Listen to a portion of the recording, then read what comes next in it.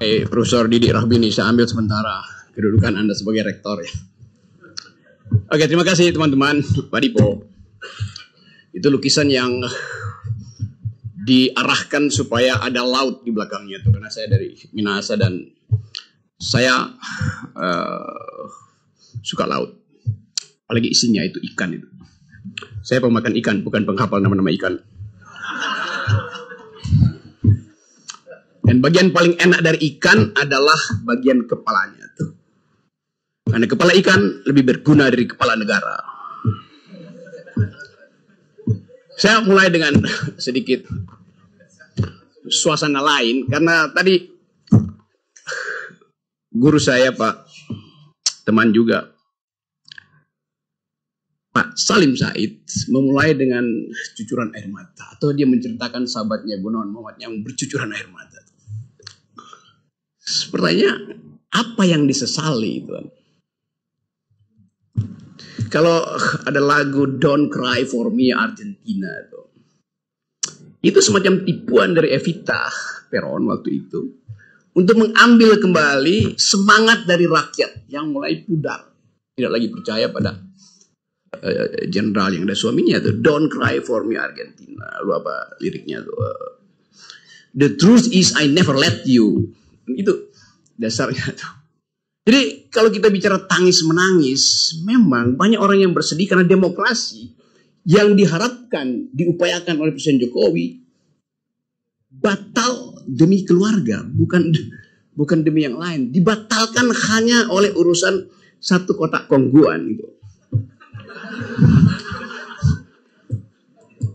Jadi kita bayangkan, tadi statistik diterangkan oleh Jilal,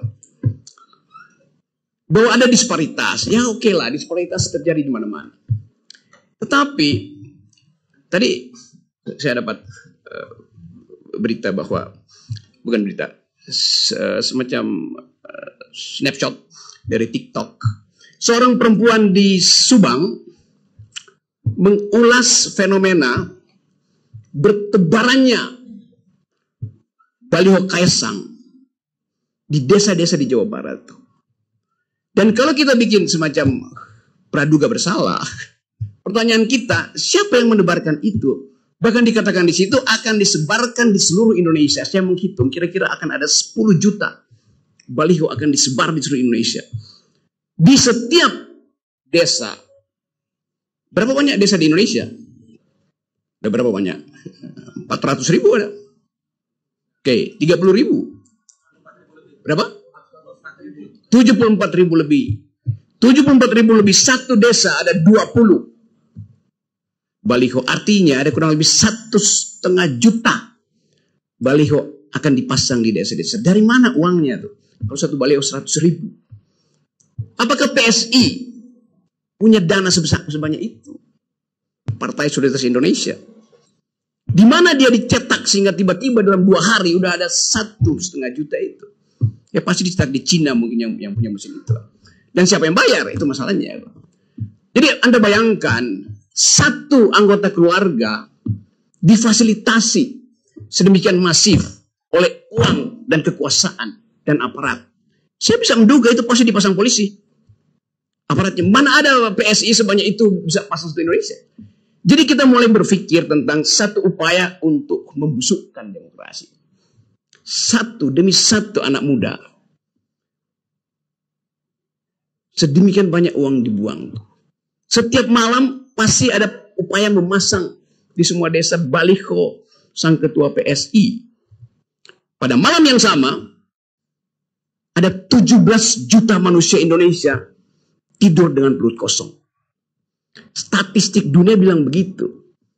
Kemiskinan di Indonesia, kelaparan di Indonesia tertinggi di Asia. 17 juta perut tidur dalam keadaan lapar setiap malam. Anda coba lihat kontrasnya. Kalau kita bilang bahwa ada kesempatan untuk mengharapkan kecerdasan, mengharapkan kemakmuran, yang diperintahkan oleh konstitusi pada setiap presiden cuma 2. Cerdaskan kehidupan bangsa, rawat fakir miskin. Presiden siapapun visinya cuma itu. Ngapain nambah visi itu? Memang cuma itu, rawat Fakir miskin cerdaskan seluruh bangsa. 9 juta fakir miskin mau dikasih makan kongguan. IQ nasional kita sekarang tinggal 78. Cerdas di mana bangsa ini? Dengan 9 juta kelaparan per malam. Dan IQ 78. Mau ngapain dengan bonus demografi? Dari awal kita lihat bahwa pemerintah Presiden Jokowi membatalkan ide utama dari konstitusi. Yaitu cerdaskan kehidupan bangsa dan rawat fakir miskin. Yang ketiga bahkan dicoba-coba ikut serta dalam perdamaian dunia. Presiden Jokowi nggak pernah pidato seperti Erdogan pidato untuk pro Palestina. Yang ada di Monas kemarin adalah masyarakat sipil, itu bukan negara. Dan impactnya Pak Jokowi bilang ya kami membela. Ya membela itu tahapan paling awal. Membela tanpa mengirimkan bantuan itu harusnya omong kosong ke Palestina. Korea Utara ngirim, bayangin, komunis bantuin Islam di Palestina. Dia kirim peralatan perang bahkan. Indonesia, negara dengan mayoritas, hanya bisa kasih nota diplomatik, hentikan ceasefire di situ. Ya semua orang juga bicara begitu. Jadi saya mau lihat suasana ini dari segi tadi. Yaitu tadi kita mau lihat apa yang salah di dalam demokrasi kita. Sehingga mereka yang paham tentang value, democratic imperatif, selama 9 tahun diem, dan 2 hari lalu menangis di depan TV. Apa nggak bego tuh? Ngapain nangis? Artinya dari awal dia tidak bisa mendeteksi bahwa dia membeli kucing dalam karung selama 9 tahun. Saya membeli kucing dalam karung dan saya nggak mau beli karena karungnya bolong. Dari awal saya tahu kucing mana yang ada di situ. Kan itu dasarnya gitu kan.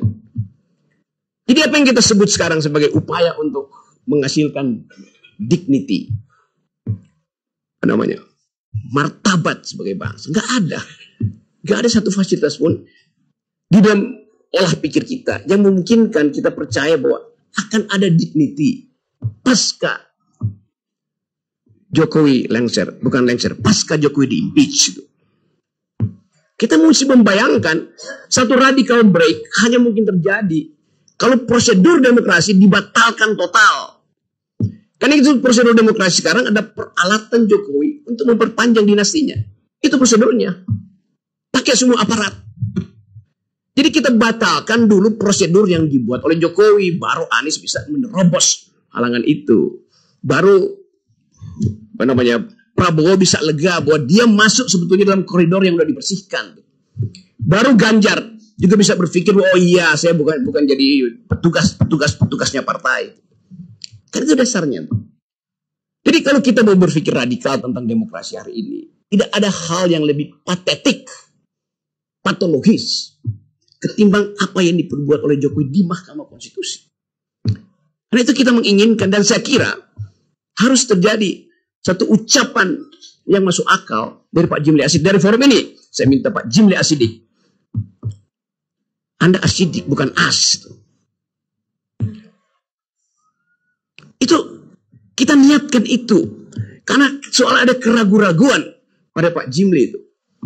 Dengan mengirim sinyal. Ucapkan aja bahwa saya akan melakukan keputusan yang bersifat radical break. Itu dasarnya, baru kita percaya bahwa dimungkinkan kemuliaan tumbuh lagi. Jimli Asidik bilang bahwa ini republik rasa kerajaan. Kita tunggu konsekuensinya.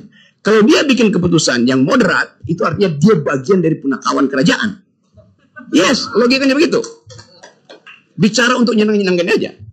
Tapi kita percaya bahwa Jimli Asidik didesain oleh alam semesta untuk jadi messenger, the new kind of democracy itu.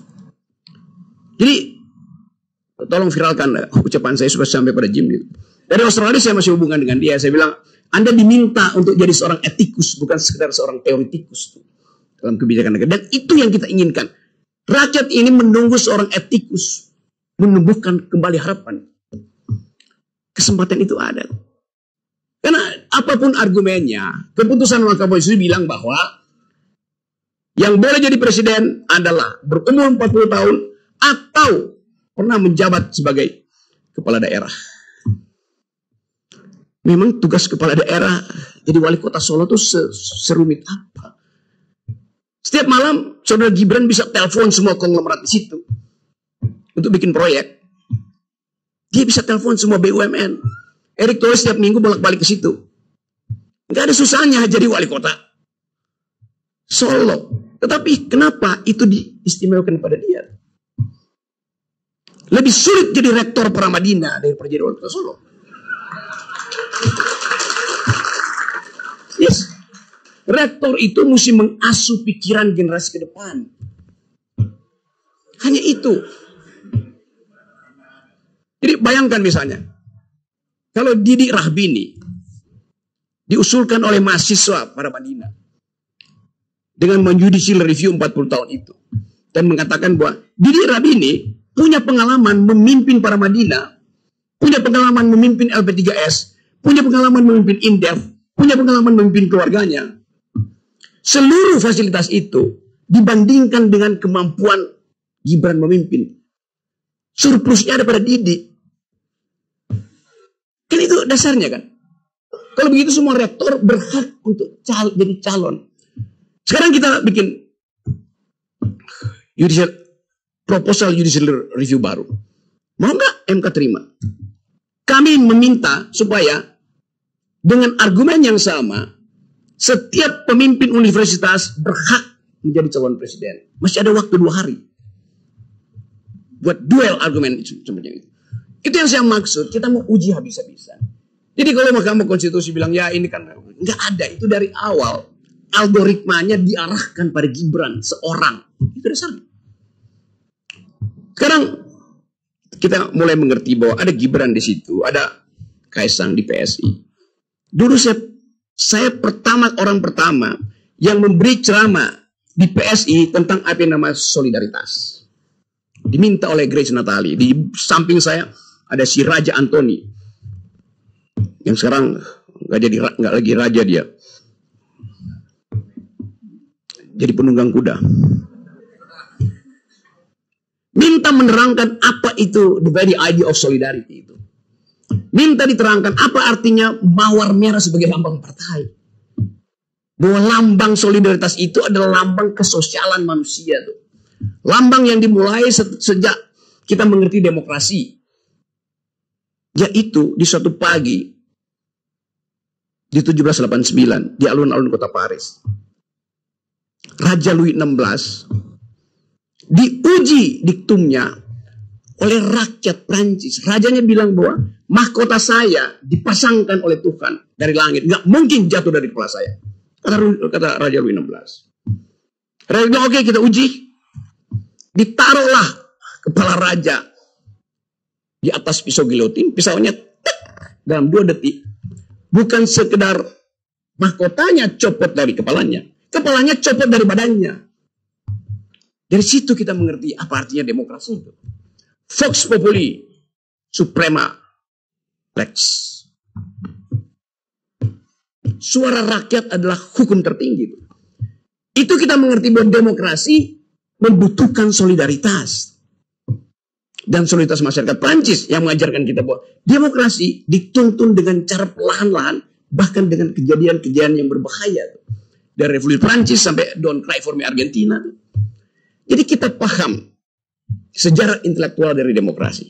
Tanya pada Kaisang, paham nggak dia sejarah itu? Dia akan bilang, saya paham. Siapa yang buatmu paham? Bapakku. Apa paham bapakmu? Dia nggak tahu. Jadi diturunkanlah kedunguan itu. Saya mau terangkan itu serius, karena saya bagian dari itu. Untuk mendorong anak muda waktu itu untuk punya partai. Saya cerita ini sebagai catatan antropologi supaya teman-teman tahu bahwa kalau saya menghina orang itu dasarnya ada. Saya diundang di situ. Sekarang Saudara Kaisang memimpin sebuah partai PSI dengan baliho 1,5 juta. Mau diapain? Lambang dari partai itu adalah mawar merah. Tanda sosialisme Eropa. Mestinya kita bertanya, tanda partai PSI itu apa sekarang? Masih warna merah? Bukan, menjadi kulit pisang. Karena Saudara Kaisang nggak ngerti mawar merah, dia ngerti kulit pisang. Sebagai pengusaha pisang goreng. Saya mau mengolok-olok itu dengan sengaja. Hanya dengan olok-olok itu, kita dibuka pengetahuannya. Yang saya sebut sebagai kemarin bajingan tolol, Jokowi bajingan tolol. Sekarang saya olok-olok semua orang. Gak ada artinya lagi dibandingkan dengan kemarahan publik hari ini. Yang setiap hari menghina, menghujat Presiden Jokowi. Dan itu dianggap sebagai, udah biasa yang mesti dihina, dihujat. Tadi saya mulai dengan ada anak muda dari Subang. Yang mengolok-olok Kaisang. Dan dengan sendirinya keluarganya. Di akhir olok-oloknya dia bilang, kami muak. Kata kami muak itu bukan sekedar muak. Muak karena apa namanya nih? Ya apa, GERD-nya naik itu. Gastroesophagus reflux disease. Bukan karena GERD-nya naik. Tetapi secara psikologi dia muak melihat keadaan ini. Apa tepatnya tuh? Bahasa Perancis lebih bagus mengungkapkan. Nausea. Muak secara psikologis tuh. Jadi Anda bayangkan kemuakan itu ada pada generasi yang justru ingin melihat PSI itu ditumbuh sebagai partai berotak. Itu tidak terjadi. Jadi teman-teman semua, kita mulai dengan keadaan itu. Untuk memperlihatkan bahwa yang kita sebut sebagai peradaban bangsa berubah karena diolah oleh para bangsa. Itu. Jadi teman-teman, saya diminta kasih pengantar pendek supaya kita bisa diskusi. Yang penting adalah bagi kita mesti bisa membayangkan satu perubahan politik di Indonesia dalam 1-2 minggu ini berlangsung di luar sistem elektoral. Kalau itu terjadi, dan sangat mungkin terjadi, siapa yang memimpin itu? Itu pertanyaannya. Dia akan dipimpin oleh ini. Tadi kata Didi Rafini, Institut Peradaban tidak punya kampus. Saya bilang, kita berkampus pada peradaban. Dan Institut Peradaban berupaya untuk mengingatkan terus bahwa ini adalah the community of thought. Komunitas pikiran. Karena itu, keinginan kita adalah melengkapi proses beradab yang sudah ditanamkan oleh para founding parents kita. Itu berdebat tentang ide. Bertengkar dengan argumen. Bukan kirim-mengirim sentimen. Itu yang hendak dilanjutkan oleh Institut Peradaban. Itu pikiran-pikiran peradaban yang dimulai sejak bangsa ini tahun 30. Ketika pemimpin-pemimpin kita ditangkap. Syahrir ditangkap di ND, Soekarno dibuang ke apa namanya, Lampung, Bengkulu sana tuh. Yang lain gak ada. Tahun 30 itu kita kehilangan kemampuan berpikir karena pemimpin-pemimpin awal kita ditangkapin Belanda. 15 tahun kemudian mereka bertemu lagi di Jakarta dan memulai upaya untuk memikirkan bangsa. Menghasilkan perdebatan bermutu, konstituante. Itu perdebatan luar biasa bermutu. Bayangkan perdebatan itu dibuat demikian memikat. Sehingga kita baca risalah konstituante itu seperti membaca sinetron politik yang sangat bermutu. Debatnya bagus tuh. Seluruh referensi akademis ditaruh di situ. Padahal tidak semua mereka datang dari referensi akademis, tapi dia membaca. Dan pasti bacaannya bukan Sinchan. Jadi tradisi berpikir itu adalah akar dari peradaban. Tradisi berpikir ada akar dari demokrasi. Karena itu kalau ditanya, apa definisi demokrasi? Demokrasi bukan pemerintahan dari oleh untuk rakyat, bukan. Demokrasi adalah the government of reason through the government by the people. Pemerintahan akal melalui pemerintahan orang. Artinya orang itu harus berakal. Itu dasarnya. Jadi demokrasi hanya mungkin diucapkan oleh mereka yang memanfaatkan akal untuk bertengkar dengan argumen. Dan itu dibenihkan oleh Soekarno, Syahrir, Tan Malaka, Aidit bahkan. Siapa lagi? Kartosuwiryo, Natsir. Ada percakapan bermutu untuk menginstitusikan peradaban pada waktu itu. Sekarang apa yang terjadi? Para pemuda waktu itu berpikir bahwa Indonesia akan dituntun oleh alam pikiran. Pada waktu itu para pemuda berpikir begitu. Karena itu Bung Karno mengatakan, beri saya 10 pemuda, saya akan guncang pikiran dunia. Dan itu yang dipakai oleh Pak Jokowi. Saya beri 1 pemuda, saya jadikan dia wapres. Masih logik gitu, Pak. Tanpa proses berpikir, tanpa skrutinisasi, tahapan untuk jadi pemimpin diuji di dalam pikiran, di dalam universitas, secara metodologi. Demokrasi kita dasarnya adalah elektabilitas, bukan intelektualitas, junto, etikabilitas. Mana ada demokrasi basisnya adalah elektabilitas. Elektabilitas itu fungsi lembaga survei yang bisa dibayar. Jadi dari awal kita udah ingatkan itu pada bangsa ini. Tapi mereka yang sok jagoan, merasa tokoh-tokoh budayawan, ya, saya dulu 9 tahun dibully oleh orang yang menangis kemarin tuh. Terus menerus sama gengnya itu. Sekarang dia bertobat mungkin. Tapi lebih baik terlambat daripada telat. Sama aja. Jadi teman-teman semua, kita akan diskusi. Itu pengantar saya untuk membuat saudara marah pada keadaan. Dan jangan lagi menangis. Karena tangisan itu bisa berarti keperikan. Anda ingat Swangsong disebut nyanyian angsa.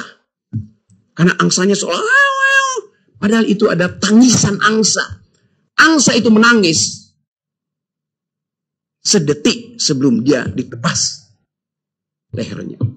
Jadi dalam opera Rusia, Swangsong itu artinya angsa yang menjemput kematian.